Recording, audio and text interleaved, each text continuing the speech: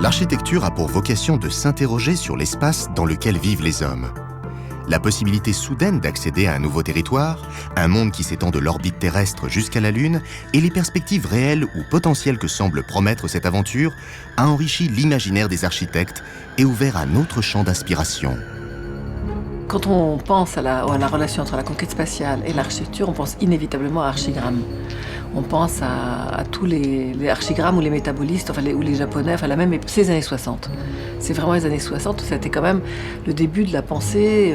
On allait à la conquête du monde. Et on allait à la conquête du futur, donc on allait à la conquête de l'espace aussi.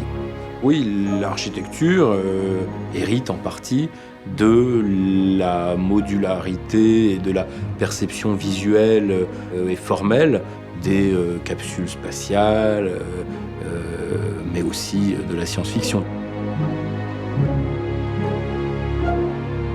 Première fusée, les premiers Spoutnik, le LEM qui se promenait sur la Lune, cette espèce d'objet avec ses pattes et tout, et qui se baladait, puis on savait qu'il y avait des ans là-dedans, etc. C'est des objets fascinants. C'est des objets techniques que les architectes récupèrent pour dessiner leurs bâtiments et pour donner l'impression que leur bâtiment se déplace. Les ingénieurs ont rapidement associé des architectes et des designers à leurs réflexions afin de les aider à penser des espaces minimals pour que des hommes puissent y vivre et y travailler. Il fallait trouver des solutions légères et peu encombrantes pour pouvoir envoyer dans l'espace des capsules habitées ou assembler en orbite des stations spatiales. Quand on construit une station spatiale, c'est avant tout un habitat qui se déplace. Vous êtes au bout d'une longue chaîne logistique et vous devez apporter tout ce qu'il faut avec vous. Ça demande à réfléchir sur les matériaux, pour le très léger. Ça demande à réfléchir sur l'assemblage des matériaux pour le très contraint dans la technique, dans l'étanchéité, dans la précision et la rigueur. Et ça demande à très très bien penser l'intérieur et l'intérieur et l'aménagement, la position des hommes quand ils sont debout, couchés, allongés, parce qu'ils sont extrêmement contraints dans un habitacle très petit. Avec l'apparition des stations spatiales, où les missions duraient plus longtemps, 4 mois, 6 mois, 1 an, on passait du véhicule au lieu de vie. Alors la station Mir, c'était la première véritable grande station. Le volume intérieur représentait environ 100 à 120 mètres cubes. Il faut différencier entre le volume pressurisé, à l'intérieur des modules, et puis l'espace libre qui est utilisé et utilisable pour les astronautes, puisque un des gros problèmes d'une station spatiale, c'est le stockage des équipements, le stockage de la nourriture, mais également le stockage des déchets, puisque rien n'est jeté à l'extérieur. Ça amène à se poser la question de la technique, de l'industrialisation, de la standardisation, du minimum de poids, le minimum de matière, pour pouvoir partir plus loin et plus léger. L'évolution contemporaine de l'habitat dans les grandes agglomérations, le développement en orbite de structures spatiales de plus en plus importantes et l'ambition de concevoir des bases habitables sur d'autres planètes que la Terre ont conduit à l'émergence de préoccupations architecturales communes.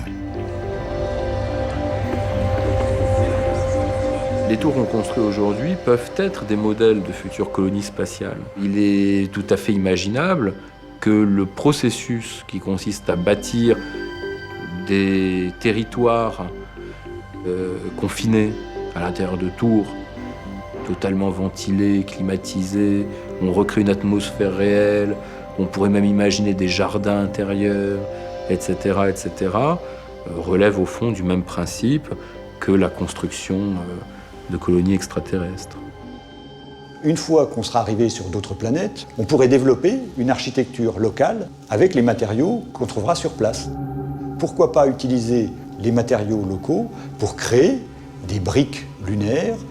Il y a beaucoup de silice sur la Lune, donc on pourrait très bien imaginer une architecture à base de verre.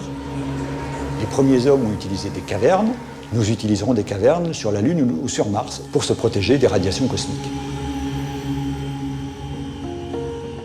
Le changement de perspective induit par ce nouveau point de vue soulève des interrogations qui concernent autant les réalisations architecturales que le mode de vie des hommes qui les habiteront demain. Il y y a eu un échange et une inspiration peut-être même qui a été initiée par cette conquête de l'espace. Aujourd'hui, on imagine des atriums monumentaux qui font plusieurs dizaines de mètres, plusieurs dizaines de milliers de mètres cubes de volume, tout à fait distants du sol naturel. Quand on flotte à 500 ou 600 mètres d'altitude, au fond, sur un atrium monumental, totalement vitré, avec une perception visuelle de l'espace alentour, hors d'échelle, alors à ce moment-là, l'homme devient un peu un astronaute ou un spationaute. Il se retrouve aussitôt sur une espèce de zone tampon entre le sol naturel qu'il a vu naître et l'espace céleste.